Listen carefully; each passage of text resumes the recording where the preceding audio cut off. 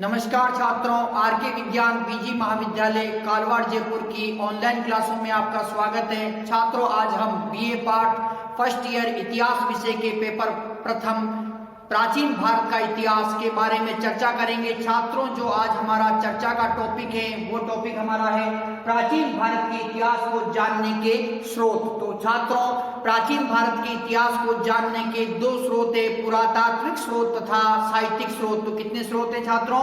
दो प्रकार के स्रोत बताए गए, एक पुरातात्विक स्रोत बताए गए तथा दूसरे जो साहित्यिक स्रोत बताए गए। छात्रों, प्राचीनतम भारत के गौरवमय इतिहास की हमें सटीक तथा प्रमाणिक जो जानकारी है वो हमें इन दोनों स्रोतों के माध्यम से हमें प्राप्त होती है। तो छात्रों, जो प्राचीन भारत के जो स्रोत हैं उन पुरातात्विक स्रोतों तथा साहित्यिक स्रोतों के बारे में हम विस्तार पूर्वक चर्चा करेंगे। तो छात्रों, प्रथम जो हमारा जो टॉपिक है वो है पुरातात्विक स्रोत। तो हमारा जो प्राचीन भारत के इतिहास को जानने के जो स्रोत है छात्रों, जो वो कौन सा है? पुरातात्विक स्रोत।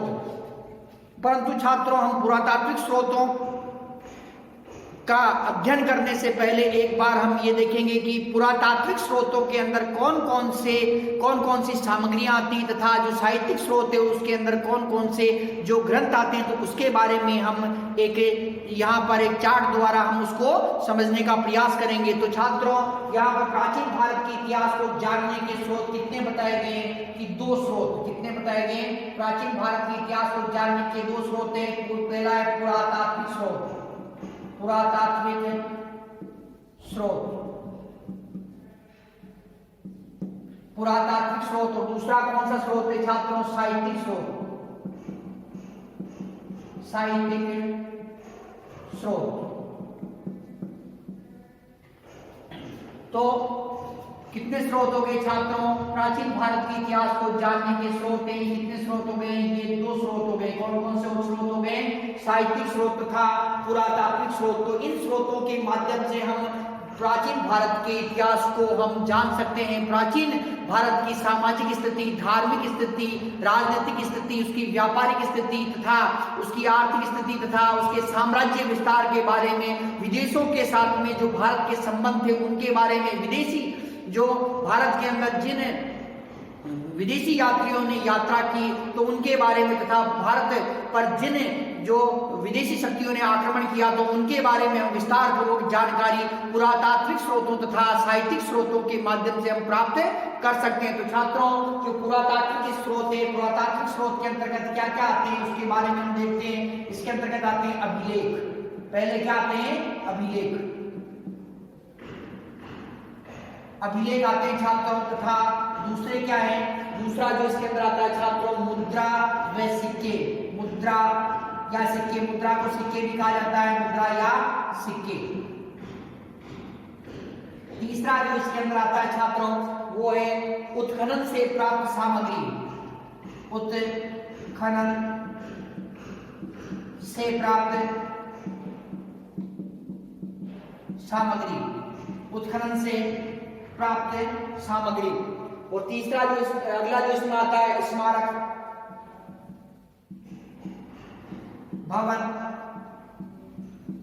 मंदिर। अगला जो इसके अंदर आता है छात्रों, मूर्ति कला व चित्रकला,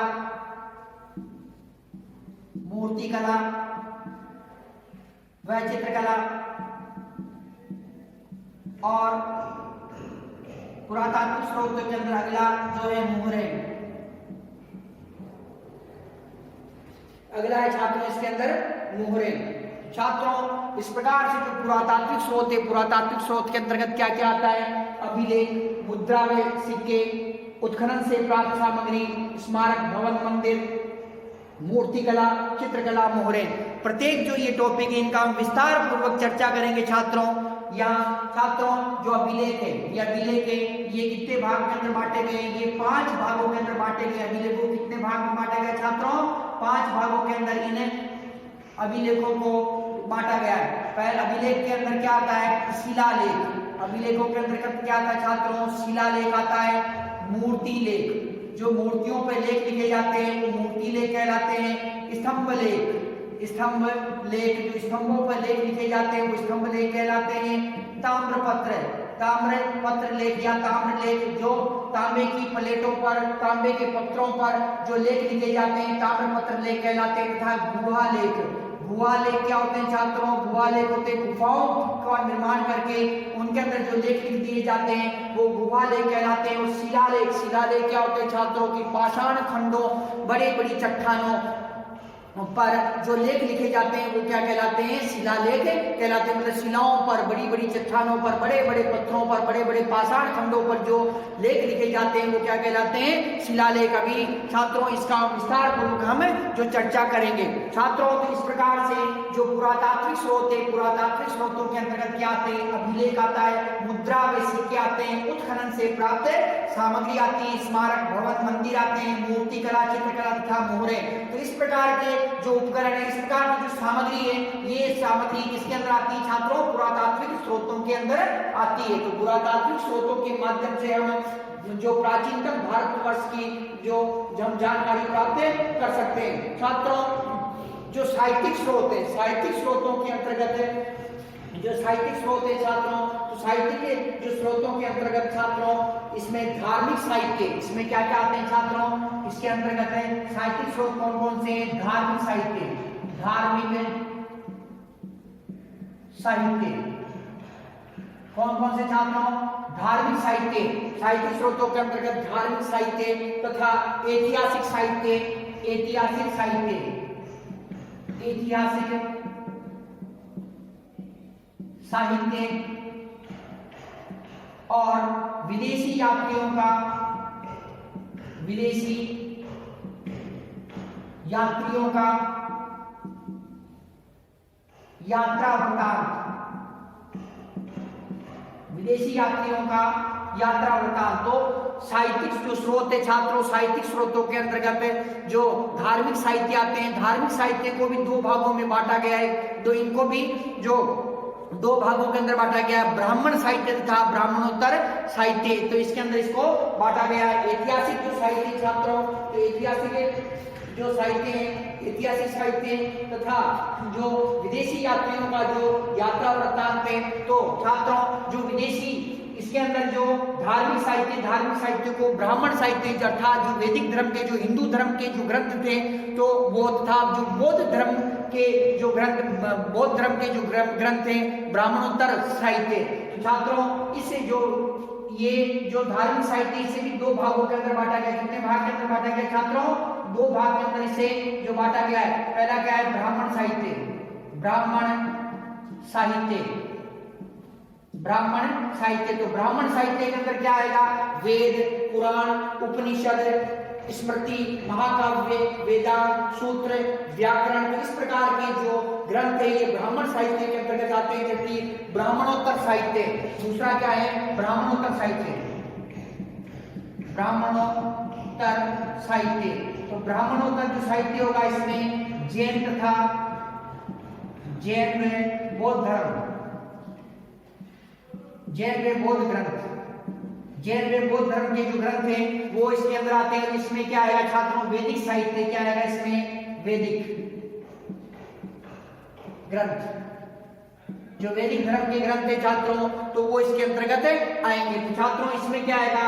वेद, पुराण, उपनिषद, आरण्यक, वेदांत, सूत्र, पुराण, स्मृतियां। तो इस प्रकार के जो वैदिक साहित्य, वैदिक जो हिंदू धर्म से संबंधित जो ग्रंथ है वो क्या कहलाए? ब्राह्मण ग्रंथ कहलाए। तथा ब्राह्मणोत्तर ग्रंथ है ये क्या है कि जैन में बौद्ध ग्रंथ है वो ब्राह्मणोत्तर ग्रंथ कहलाए। ऐतिहासिक ग्रंथ छात्रों जो इतिहास से संबंधित जो घटनाओं की जानकारी प्रदान कर रहे थे तो छात्रों वो क्या है कि ऐतिहासिक ग्रंथ कहलाए। तो ऐतिहासिक ग्रंथों के अंदर भी जैसे अर्थशास्त्र है, इंडिका है, मुद्रा राक्षस है, राजतरंगिणी नामक पुस्तक है, गोड वोहो नामक पुस्तक है, प्रबंध चिंतामणि नामक पुस्तक है। इस प्रकार से जो विक्रमांक देव चरित्र है, इसके अतिरिक्त पृथ्वीराज रासो, पृथ्वीराज विजय नामक जो ग्रंथ है। इस प्रकार के जो ग्रंथ है छात्रों ये क्या है कि ऐतिहासिक साहित्य के अंतर्गत आएंगे। तो इनके ऐतिहासिक साहित्यों का भी हम विस्तार पूर्वक चर्चा करेंगे। विदेशी यात्रियों का यात्रा वृत्तांत, जो विदेशी यात्री जैसे यूनान के विदेशी यात्री, थे तथा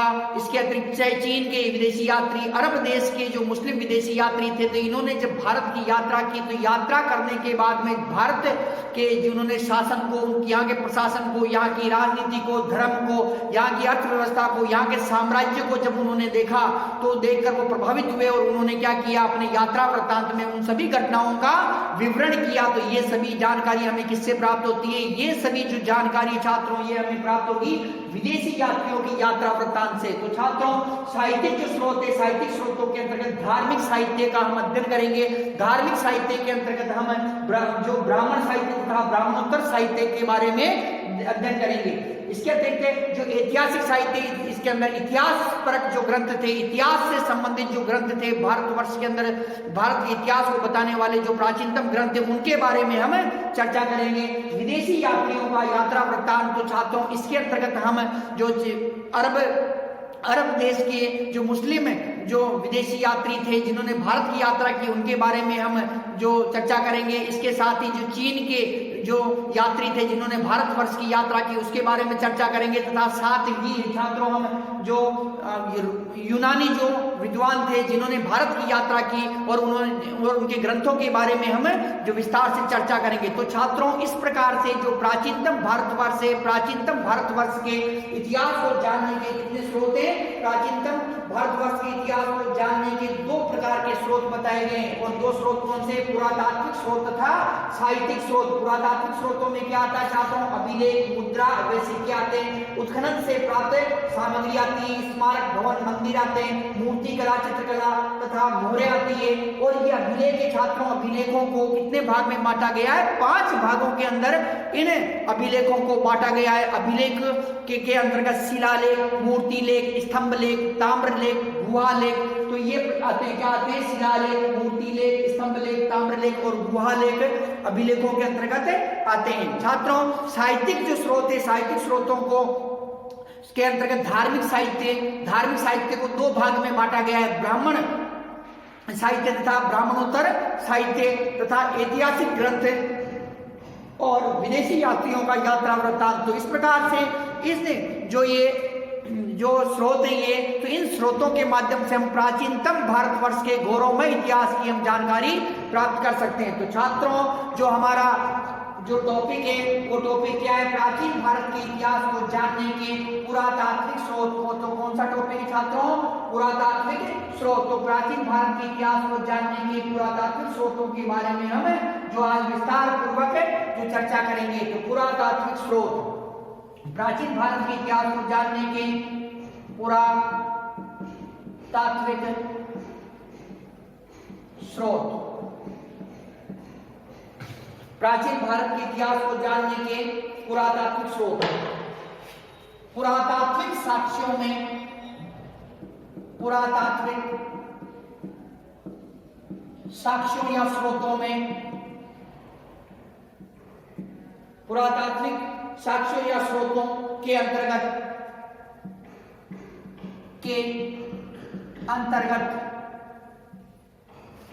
पुरातात्विक स्रोतों के अंतर्गत, साक्ष्यों के अंतर्गत अभिलेख,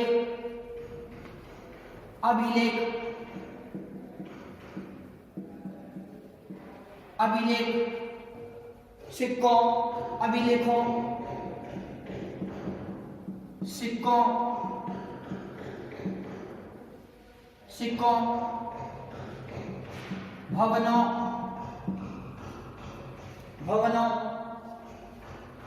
मूर्तियों, मृद भांडों,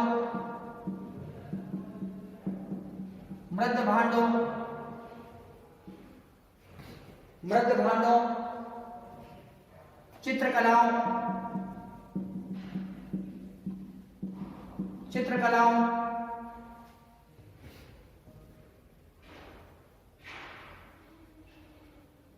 स्मारकों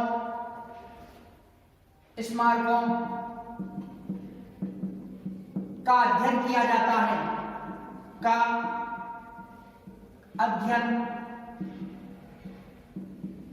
है,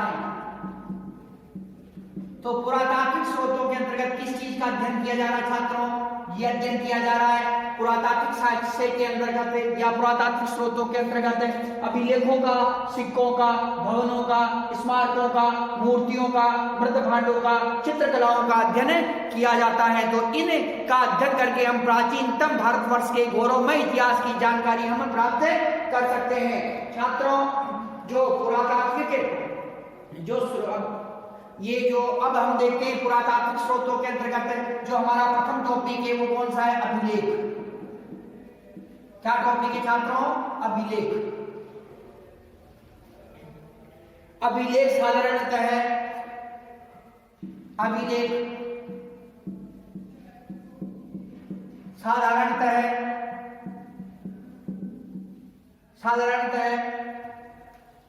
पाषाण पट्टिकाओं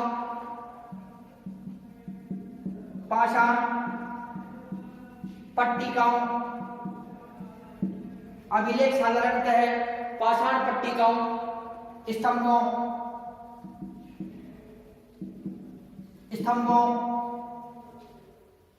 ताम्रपत्रों,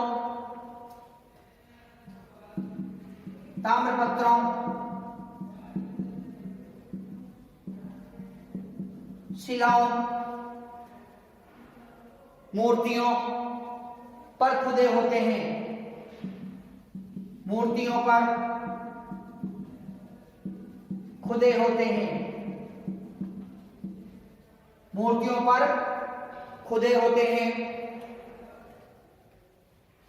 भारत में सबसे प्राचीनतम अभिलेख मोस्ट इंपॉर्टेंट है छात्रों, ये भारत में सबसे प्राचीनतम अभिलेख सम्राट अशोक मौर्य के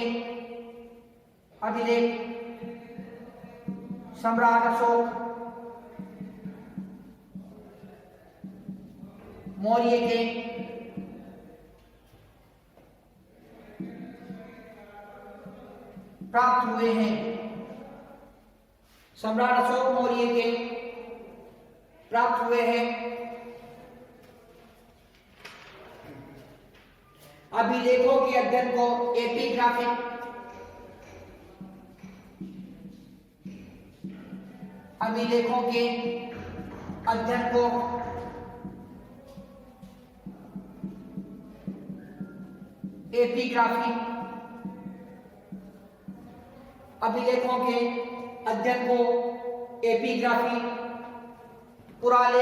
पुरालेख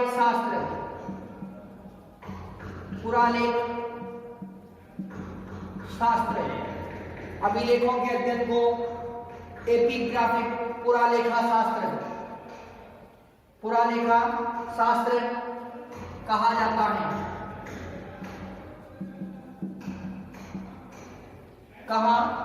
है। अभिलेखों को 5 भागों में बांटा गया है। अभिलेखों को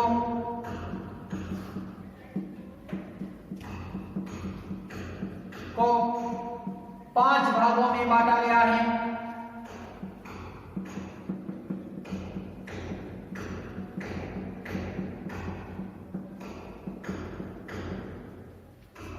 शिलालेख,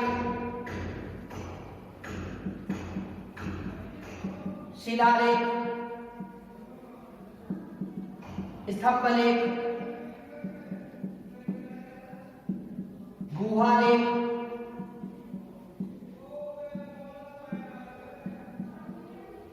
मूर्तिलेख, ताम्रलेख।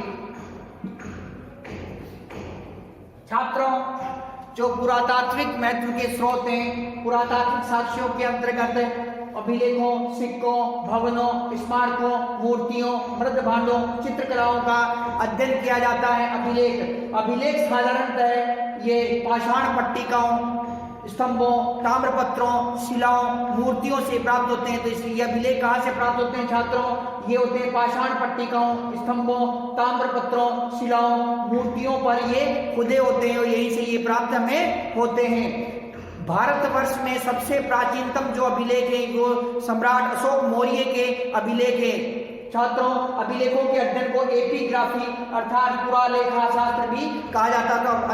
इसे अभिलेखों के अध्ययन को क्या कहा जाता है कि एपिग्राफी या पुरालेखा शास्त्र भी कहा जाता है। तो छात्रों ये न्यू टाइप में आपके प्रश्न आता है, एपिग्राफिक पॉइंट दे देंगे आपको और एपिग्राफी का जो दो लाइन के अंदर आपको उत्तर देना पड़ेगा अर्थात 20 शब्दों में उसका उत्तर देना पड़ेगा। तो इसमें क्या एपिग्राफी क्या छात्रों के अभिलेखों के अध्ययन को एपिग्राफिक या पुरालेखा शास्त्र कहा जाता है। तो छात्रों भारतवर्ष के अंदर सबसे प्राचीनतम जो अभिलेख है वो किसके हैं? सम्राट अशोक मौर्य के जो अभिलेख है वो सबसे प्राचीनतम अभिलेख माने गए हैं। अभिलेखों को 5 भागों के अंदर बांटा गया है। अभिलेखों को कितने भाग में बांटा गया है? 5 भागों के अंदर, शिलालेख, स्तंभलेख, गुहालेख, मूर्तिलेख तथा ताम्रलेख। तो छात्रों अब हम जो ये अभिलेख है, अभिलेखों के ये 5 भाग हैं, इन 5 भागों के बारे में चर्चा करते हैं। तो छात्रों जो पहला भाग है वो क्या है?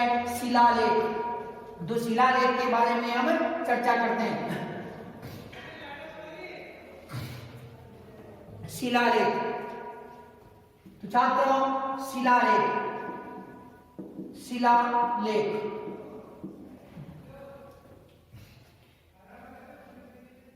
शिलाओं,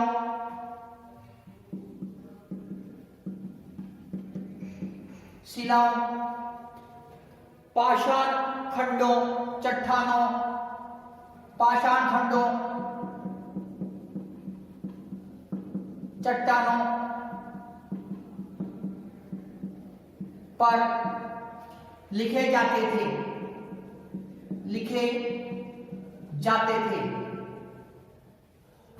छात्रों जो ये शिलालेख है, शिलालेख किस पे लिखे जाते थे? बड़े बड़े जो पाषाण खंड थे उन पाषाण खंडों पर शिलालेख लिखे जाते थे तथा बड़ी बड़ी जो चट्टानें थी उन चट्टानों पर शिलालेख लिखे जाते थे। इसके अतिरिक्त जो ये शिलाओं पर लिखे जाते थे, जो शिलालेख हैं शिलाओं पर लिखे जाते थे, पाषाण खंडों पर शिलालेख लिखे जाते थे, बड़ी बड़ी चट्टानों पर जो शिलालेख लिखे जाते थे। छात्रों किसी बड़े पत्थर को समतल सपाट करके उस पर किसी राजा का नाम, उसके वंश, उसकी उपलब्धियों की जानकारी को लिख देना क्या कहलाता था? शिलालेख कहलाता था। छात्रों किसी बड़े शिलाखंड, किसी बड़े पत्थर, किसी बड़ी चट्टान को समतल करके उस पर किसी राजा का नाम, उसका वंश, उसके द्वारा लड़े गए युद्धों, उसकी उपलब्धियों की जानकारी को लिख देना क्या कहलाता था? शिलालेख। तो सामान्यतः छात्रों, सामान्यतः हम इसकी देखते हैं कि शिलालेख किसे कहते थे कि सामान्यतः किसी बड़ी शिलाखंड, चट्टान या बड़े पत्थर मतलब शिलाखंड, पाषाण खंड। पत्थर का मतलब क्या हो गया? पाषाण। सामान्यतः किसी बड़ी शिलाखंड, चट्टान, बड़े पत्थर को समतल करके उस पर किसी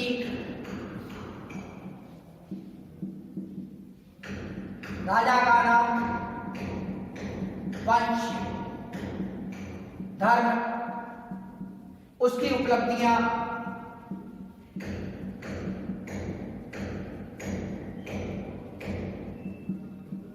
लिखी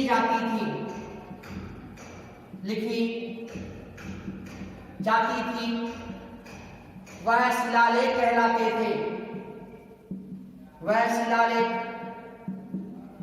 कहलाते थे। छात्रों शिलालेखों के बारे में विस्तार से चर्चा करेंगे हम।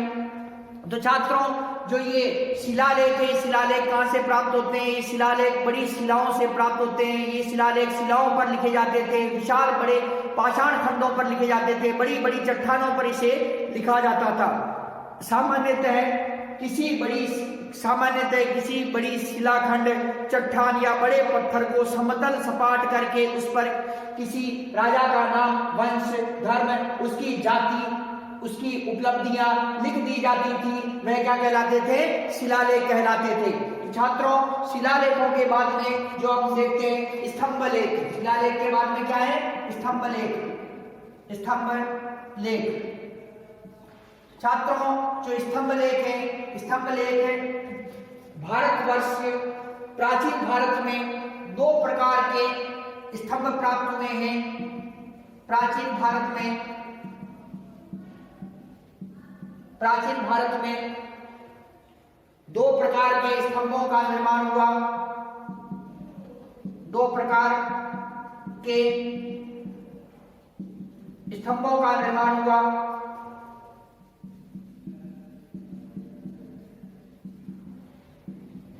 दो प्रकार के स्तंभों का निर्माण हुआ। कौन कौन से थे? राजनीतिक स्तंभ और धार्मिक स्तंभ।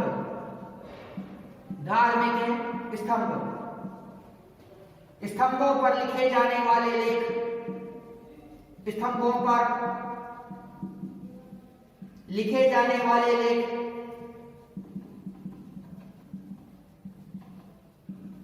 स्तंभ लेख कहलाए। स्तंभ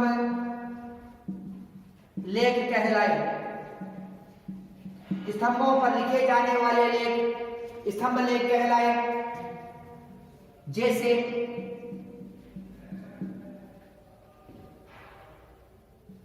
प्रयाग स्तंभ लेख,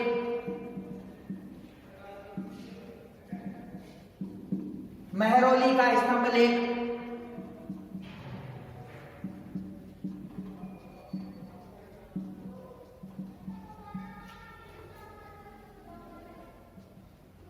गरुड़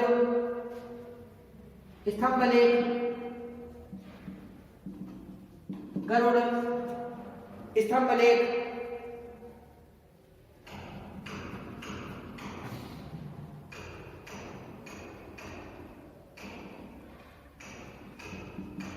एरण स्तंभ लेख,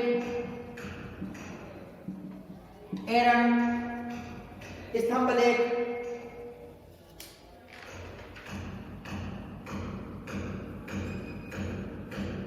छात्रों, जो स्तंभ लेख है प्राचीन भारतवर्ष के अंदर दो प्रकार के स्तंभ लेख हमें प्राप्त होते हैं। कितने प्रकार के स्तंभ लेख प्राप्त होते हैं? दो प्रकार के जो स्तंभ लेख है वो हमें प्राप्त होते हैं, राजनीतिक स्तंभ तथा धार्मिक स्तंभ लेख। छात्रों, जब कोई राजा है, राजा किसी बड़े युद्ध, जो कोई बड़ा युद्ध करता था तो उस युद्ध पर विजय की प्राप्ति के अंदर जो वो युद्ध में विजय प्राप्त कर लेता था तो उस विजय की खुशी में जो स्तंभों का निर्माण करवाता था वैसे स्तंभ राजनीतिक स्तंभ कहलाते थे।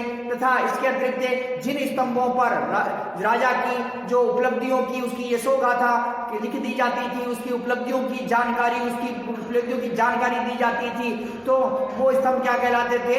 राजनीतिक स्तंभ कहलाते थे। उसके प्रशासन की जानकारी, उसके जो साम्राज्य विस्तार की जानकारी, उसके युद्धों की जो जानकारी दी जाती थी तो वो क्या कहलाते थे? राजनीतिक स्तंभ। तो छात्रों, इस प्रकार से देखिए कि राजनीतिक स्तंभ कितने प्रकार के थे। तो छात्रों, जो राजनीतिक प्राचीन भारत है, छात्रों इसे एक बार पूरे देखिए कि स्तंभ लेख प्राचीन भारत में दो प्रकार के स्तंभ लेख प्राप्त हुए। कितने प्रकार के स्तंभ लेख प्राप्त हुए?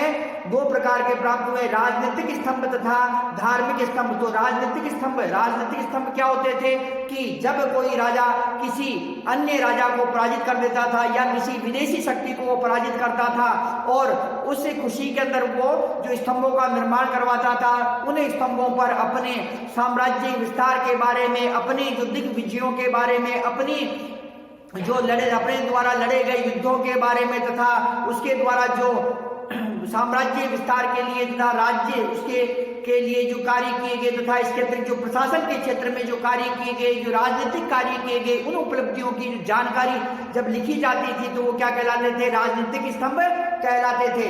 छात्रों, जब जो धार्मिक स्तंभ थे, धार्मिक स्तंभ के अंतर्गत जब राजा किसी धर्म से संबंधित किसी स्तंभ का निर्माण करवाता था या वो कोई बड़े धार्मिक यज्ञ करवाता था तो इस अवसर पर जो स्तंभ निर्माण करवाता था तो ऐसे स्तंभ को धार्मिक स्तंभ कहा जाता था। छात्रों, तो जैसे गरुड़ स्तंभ लेख है, ये मध्य प्रदेश के विदिशा अर्थात देशनगर से में प्राप्त होता है। ये भगवान श्री कृष्ण अर्थात भगवान वासुदेव के सम्मान में जो यूनानी जो यमन राजदूत था हेलियोडोरस, उसने इसका निर्माण करवाया। तो ये क्या है छात्रों, धार्मिक स्तंभ माना जाता है। तो छात्रों इस प्रकार से जो दो प्रकार के स्तंभों का निर्माण हुआ, एक राजनीतिक तथा धार्मिक। तो राजनीतिक स्तंभ थे तो उसके अंदर राज्य, साम्राज्य तथा युद्धों तथा प्रशासन की जानकारी दी जाती थी। धार्मिक स्तंभों के अंदर जो वैदिक धर्म के जो देवी देवता थे, जैन या जो बौद्ध धर्म के जो देवी देवता थे, तो उनसे संबंधित जो जानकारी प्रदान की जाती थी। तो छात्रों भारतवर्ष में दो प्रकार के स्तंभ निर्मित हुए, धार्मिक तथा कौन कौन से, धार्मिक व राजनीतिक स्तंभ। तो स्तंभों पर लिखे गए लेख क्या कहलाते थे, स्तंभ। जब स्तंभों का राजा महाराजा निर्माण करवाते थे तथा उन पर कोई लेख लिख देते थे तो वो क्या कहलाते थे, स्तंभ लेख कहलाते थे। तो छात्रों जो प्रयाग स्तंभ लेख, महरौली का जो लोह स्तंभ लेख है, गरुड़ स्तंभ लेख, एरन स्तंभ लेख, तो इस प्रकार के जो अनेक स्तंभों का निर्माण प्राचीन भारतवर्ष के अंदर हुआ। छात्रों जो अब हम देखते हैं गुहा लेख। तो अगला जो छात्रों हमारा है वो क्या है, गुहा लेख। तो गुहा लेख के बारे में देखते हैं। तो छात्रों अभिलेखों को 5 भागों के अंदर बांटा गया था, शिलालेख, स्तंभ लेख, और अब हम जो तीसरा जो भाग है गुहा लेख, गुहा लेख। तो गुहा लेख के बारे में चर्चा करते हैं छात्रों। गुफाओं, पहाड़ों को काटकर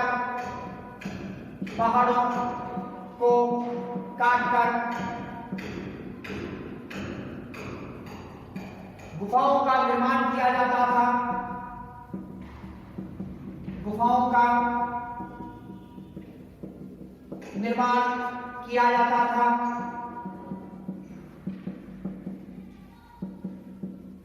और गुफाओं में लेख लिखे जाते थे।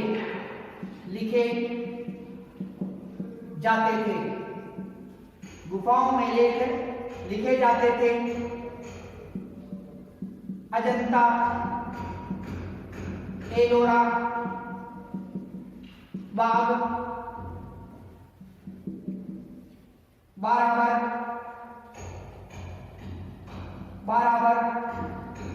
नागार्जुनी,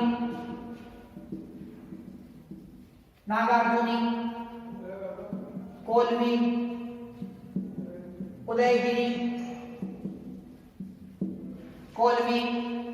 उदयगिरी, अमरावती की गुफाएं। छात्रों जो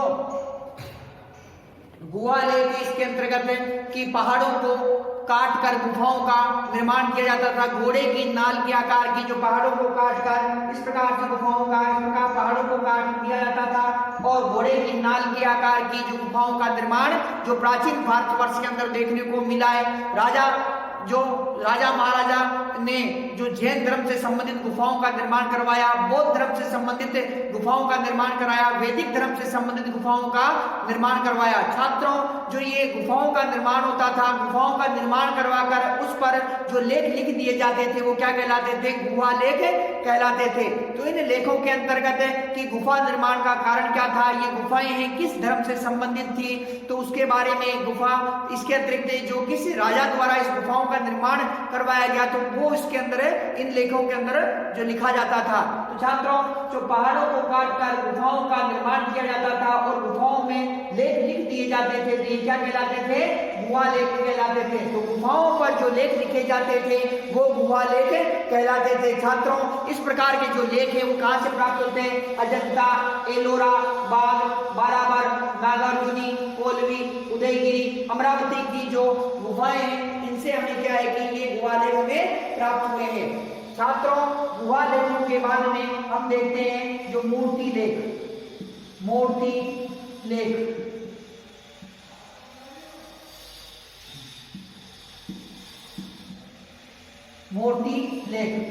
छात्रों जो मूर्ति लेख, ये मूर्तियों पर लिखे गए लेख लिखे गए लेख मूर्ति लेख कहलाते थे। मूर्ति लेख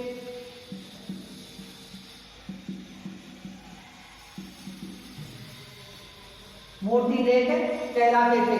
छात्रों, जो मूर्तियां थी, प्राचीनतम भारत के अंदर मूर्ति कला का विकास हो चुका था और मूर्तियों, कई प्रकार की मूर्तियों का निर्माण हुआ। इसमें वैदिक धर्म से संबंधित मूर्तियों का निर्माण हुआ, जैन तथा बौद्ध धर्म से संबंधित मूर्तियों का निर्माण हुआ। तो जब मूर्तियों का निर्माण करवाया जाता था तो उन मूर्तियों के जो मूर्तियों पर लेख लिख दिए जाते थे वो क्या कहलाते थे? मूर्ति लेख कहलाते थे। तो मूर्ति लेखों के माध्यम से हमें तत्कालीन भारतवर्ष की जो धार्मिक स्थिति की जानकारी हमें प्राप्त होती है, वस्त्र आभूषणों की हमें जानकारी भी प्राप्त होती है। तो उसने किस प्रकार के वस्त्र उनको ओढ़ा रखे हैं, किस प्रकार के आभूषण उनको पहना रखे हैं, तो उसकी भी हमें जानकारी प्राप्त होती है। तो हमें मूर्ति लेखों के माध्यम से तत्कालीन भारतवर्ष की धार्मिक स्थिति की जानकारी प्राप्त होती है। तो मूर्ति लेख मूर्तियों पर लिखे जाते थे। छात्रों, अब हम देखते हैं ताम्र लेख। अगला लेख है छात्रों को कौन सा है? ताम्र लेख।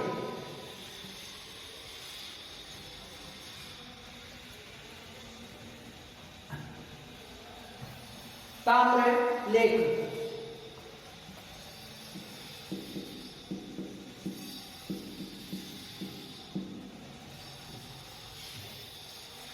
ताम्र पत्रों पर जो लेख लिखे जाते थे, ताम्र पत्रों पर जो लेख लिखे जाते थे,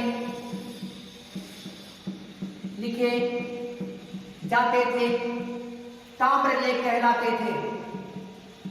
ताम्र लेख कहलाते थे।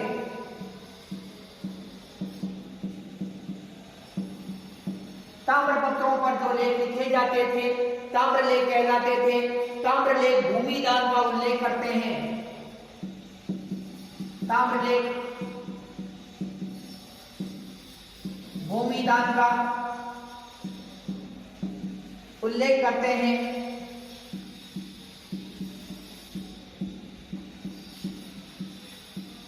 ताम्र लेख भूमिदान का उल्लेख करते हैं।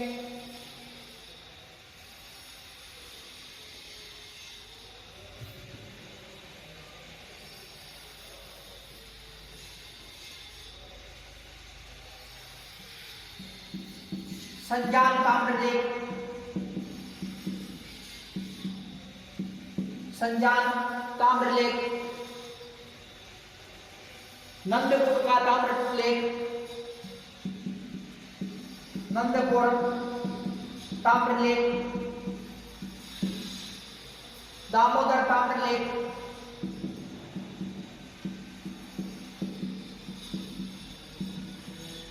दामोदर ताम्र लेख, सोहगरा ताम्र लेख, सोहगरा ताम्र लेख, गुनईधर ताम्र लेख, गुनईधर ताम्र लेख। छात्रों, जो ये ताम्र लेख है, ताम्र लेख तांबे की जो पत्र होते थे, तांबे के पत्रों पर इस प्रकार से जो ताम्र पत्र होते थे, तांबे के पत्रों पर ये लेख लिखे जाते थे। जो तांबे के पत्रों पर लेख लिखे जाते थे वो क्या कहलाते थे? ताम्र लेख कहलाते थे। छात्रों, जो ये ताम्र लेख है, ताम्र लेख भूमिदान का उल्लेख करते हैं। छात्रों, इस प्रकार से समझिए, जब कोई राजा महाराजा किसी व्यक्ति को कोई भूमि या कोई गांव दान में देता था तो उसका उल्लेख वो ताम्र पत्रों पर करता था। तो छात्रों, ताम्र पत्र पर क्या करता था? किसी व्यक्ति को कोई भूमि दान में दी गई है या किसी व्यक्ति को कोई गांव दान में दिया गया है तो उसका उल्लेख गांव दान करने वाला, भूमि दान करने वाला राजा उस पर वो लेख लिख देता था। तो छात्रों, उसके क्या है कि जो उस पर राजा का नाम, राजा का वंश, राजा का समय तथा जिस व्यक्ति को भूमि दान में दी गई उसका नाम, उसका वंश, उसकी जाति तथा जो गांव दान में दिया गया उस गांव का नाम, या जहां पर जो भूमि दान दी गई तो उस भूमि का स्थान उस पर लिख दिया जाता था। एक तरीके से छात्रों ये एक पट्टा होता था, जैसे हम वर्तमान समय में रजिस्ट्री कराने के लिए जाते हैं तो वो रजिस्ट्री के अंदर वो हमारा नाम, उससे हमारे जो जमीन है उसका जो किस स्थान पर है, किस गांव के अंदर है तो उसका वर्णन उसके अंदर होता है। उसी प्रकार से जो प्राचीन समय के अंदर जब राजा किसी व्यक्ति को कोई भूमि या कोई गांव दान में देता था तो उस पर क्या करता था, तांबे की जो प्लेटें थी, तांबे की जो पत्र थे, ताम्र पत्रों पर जो उस पर उसका विवरण लिख देता था। तो ताम्र पत्रों पर राजा का नाम, उसकी जाति, उसका वंश, उसका धर्म तथा जो भूमि दान में दी गई है उसका उल्लेख, जिस व्यक्ति को दान दी गई है भूमि, उसका नाम, उसका धर्म, उसका वंश, उसकी जाति, ये सभी उसके अंदर लिख दिया जाता था। तथा उसके अंतर्गत तथा ये कब दी गई है, कब दान दिया गया तो उसका समय भी उसके अंदर लिखा जाता था। तो छात्रों जो ताम्र लेख है, ताम्र पत्रों पर जो लेख लिखे जाते थे क्या कहलाते थे, ताम्र लेख कहलाते थे। ताम्र लेख भूमि दान का उल्लेख करते हैं। जैसे जो प्रमुख ताम्र लेख है छात्रों, संजान का ताम्र लेख, नंदपुर का ताम्र लेख, दामोदर का ताम्र लेख, सोहगढ़ा का ताम्र लेख, गुनईधर का ताम्र लेख।